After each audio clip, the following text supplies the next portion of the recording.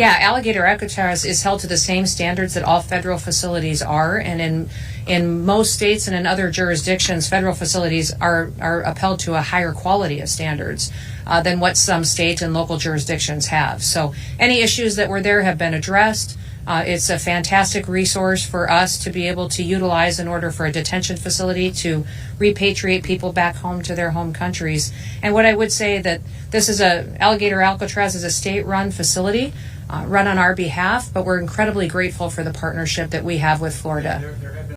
I'm having ongoing conversations with 5 other governors about facilities that they may have. You know, I haven't asked those governors if I can share their names, but announcements will be coming soon. As you all know, we need to double our capacity in detention beds because we need to facilitate getting people out of this country as fast as possible and to sustain our operations. But those governors have been fantastic. I will tell you, they are all Republicans. The trip was nice, and the job they've done is fantastic. And this is what you need. And Ron worked beautifully with Kristi and all of the people at Homeland Security and got it done in how many days, Ron? 8 days, a new facility was up and running. So, and is this a model going forward, Mr. President? It can be. I mean, you don't always have land so beautiful and so secure. We have a lot of bodyguards and a lot of cops that are in the form of alligators. You don't have to pay them so much. But I wouldn't want to run through the Everglades for long. It will keep people where they're supposed to be. This is a very important thing. We're setting records at the board. You know, we had no people come through last month. 0, no people. But we're going to keep it that way. So Ron did great, and I want to thank you. Well, look, we thank you, Mr. President. Thanks for your leadership. The border, you did that quicker than we knew you'd do it, but you did it so quick, which is great. But Biden let in how many millions, and you got to take care of them. And so this is one example of state operating this. The feds are approving it, supporting it. We're also going to have 2,000 more at Camp Blanding, which is our National Guard site. And we're the only state in the country that mandates our state and locals, law enforcement, to cooperate with ICE. And it's made a huge difference. On any given day, Florida constitutes about 20% of all immigration arrests nationwide. So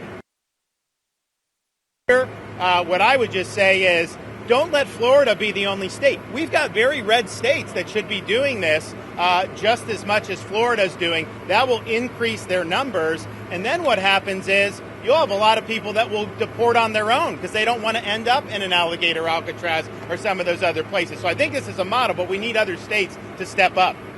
I was going to ask you, would this be enticing for other states to come up with their own model? They are doing it. We have Louisiana doing it big. Alabama's doing it. We have a lot of states. They seem to be red states and not too many blue states for whatever reason. You know, but the red states, Republican-run states, are doing it.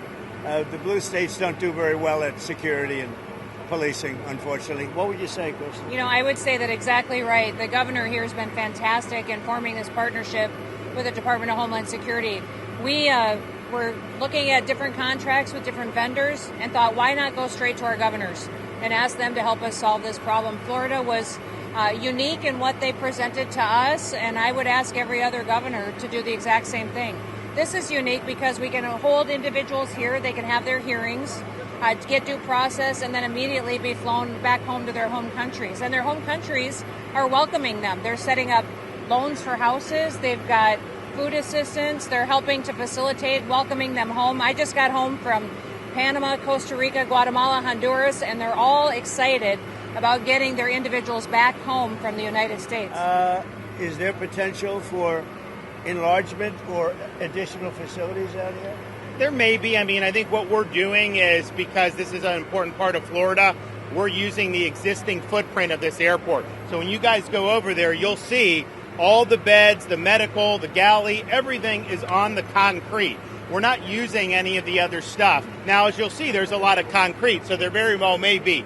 I know Secretary Noem and her team have said as soon as the president departs, we'll be open to start receiving folks. And so we'll see what the tempo is. We do have the 2,000 in Northeast Florida that will open very soon. So it is possible to do. One of the things I think that is exciting about this is we're offering up our National Guard and other folks in Florida to be deputized to be immigration judges. We're working with the Department of Justice for the approvals. I'm sure Pam will approve.